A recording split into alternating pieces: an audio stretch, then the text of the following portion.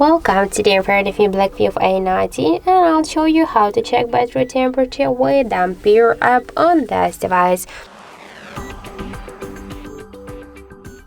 So let's just first get the Ampere application from the Play Store.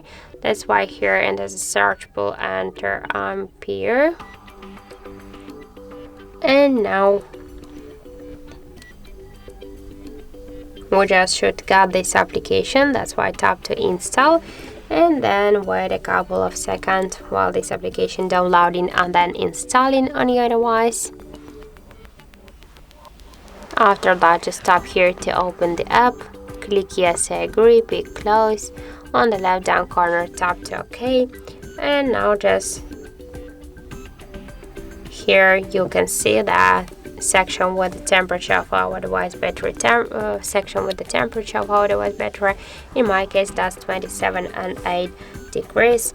Also here we can find more information like the battery just health, capacity, device with just voltage, the device model, Android version, and more other info.